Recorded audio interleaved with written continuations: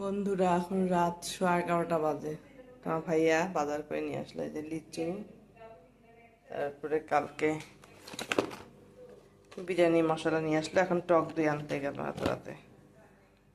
কি যে হবে, আরো অনেক কিছু নিয়ে আসছে, কালকে শেয়ার করবো। লিচু খোর আমার মেয়েরা লিচু খাচ্ছে 11:30টায়, ওটাও খাচ্ছে, এই যেটাও খাচ্ছে, লিচু খাচ্ছে। এই যে লিচু দেখেন নিচে কি অবস্থা। গুড মর্নিং বন্ধুরা। কালকে থেকে মনটা আমার খুবই খারাপ। এই রামিসা নামের মেয়েটার জন্য আমি কেঁদে কেঁদে অস্থির হয়ে যাচ্ছি। এখন কি করব, যেটা ভাগ্যের নিয়তি সেটাই হবে। এখন এই যে আজকে সকাল দুপুরবেলা আমারও তো মেয়ে আছে, ওদের আবদার তো আমাকে পূরণ করতে হয়।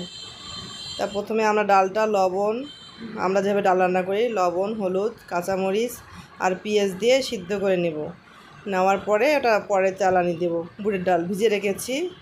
আর বিরিয়ানি খাবে মেয়েরা, এই যে বিরিয়ানির রেসিপিটা আমি দিচ্ছি। বিরিয়ানিতে আমি মশলা দিলাম, তারপরে টক দই দিলাম। এখন এক এক করে হলুদ, তারপরে হলো তোমার লবণ, তারপরে হলো একটু গরম মশলা দিবা, গরম মশলা সব দিয়ে মানে মিক্সড করে তেল দিলাম। তেল দেওয়ার পরে মিক্সড করার পরে এই যে এখন কষাচ্ছি। এটা কষাতে থাকি আর বলতেছি মানুষ কেমন করে এত নরপিশাচ হয়, আর মহিলাটা বা কেমন, তার হাজব্যান্ড সাপোর্ট করেছে কীভাবে আমি বুঝি না। মানে মহিলাটা কী রকম মহিলাটা, মা নাকি এটা পশু না কি আমি বুঝি না। ওনাকে কোন অর্থে বিশেষত্ব করব, কি উপাধি দেবো সেটাই আমি বুঝি না। আমার মেয়ে আবার বিরিয়ানিতে আলু না দিলে খাবে না। রাঁধুনি বিরিয়ানি মশলা দিয়ে আমি রান্না করি, দেখেছো। চালটা ধুয়ে নিলাম, চালটা আবার পরিষ্কার না হলে সমস্যা। এই যে গরম পানি করতেছি, মাংসের মধ্যে গরম পানি দেব। আর তোমরা একটা কাজ করতে পারো, আলুটা একটু সিদ্ধ করে নিয়ে মাংসের মধ্যেই সিদ্ধ করতে পারো আলুটা। এখন এই যে আমরা পোলাওয়ের চালটা, এক পাশে মাংস বসাইছি, এক পাশে পোলাওয়ের চালটা আমরা পোলাওয়ের মতো করে রান্না করে নিই। আমরা এইভাবে বিরিয়ানি করি, খুব ভালো লাগে, এভাবে করে খেয়ে দেখবা। এই যে এখন কষাচ্ছি আমি ভালোভাবে।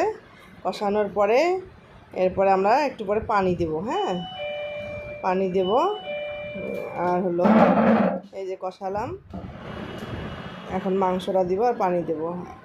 মাংসে পানি দেওয়া হয়ে গেছে, আর এখানে কষাচ্ছি ভালোভাবে, চালটা না কষালে হবে না। তারপর পানি দিলাম, ওটা তো পানি দিলাম, এটা তো পানি দিলাম। দেওয়ার পরে এই যে পেঁয়াজ বেরেস্তা করে নিয়েছি প্রথমে।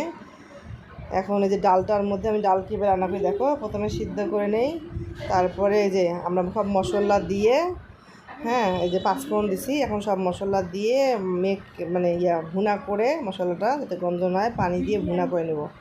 ভুনা করে নেওয়ার পরে আমরা ডালটা দিয়ে দেবো। এভাবে ডাল রান্না করে খেয়ে দেখো, খুব ভালো লাগবে। যে পানি দিলাম যাতে গন্ধ না হয়, আদা রসুনের সেটা না আসে। এভাবে ভুনা করার পরে আরেকটু পানি দিয়ে কষানো করে নিতে থাকবো মশলাটা। কষানোর পর ডালটা দিবা। এভাবে ডাল রান্না করে তোমার খেয়ে দেখবা 100% ভালো লাগবে। না লাগলে আমাকে বলিও, কমেন্ট করে জানাবা এভাবে ডাল রান্না করে খেয়ে। আর কি বলবো, মনটা খুব ভারাক্রান্ত। মেয়েকে কোথায় পাঠাবো, কি করব, কিছুই বুঝতে পারছি না। মেয়ে বাইরে গেলে আমার টেনশন হচ্ছে যে আমার সাথে এরকম ঘটনা ঘটবে না, এমন কোনো নিশ্চয়তা নেই। এখন মাংস আর পোলাওটা একসঙ্গে মিক্সড করে দিলাম। এই যে আমাদের বিরিয়ানি প্রস্তুত। ভারাক্রান্ত হৃদয় নিয়ে তোমাদের কাছে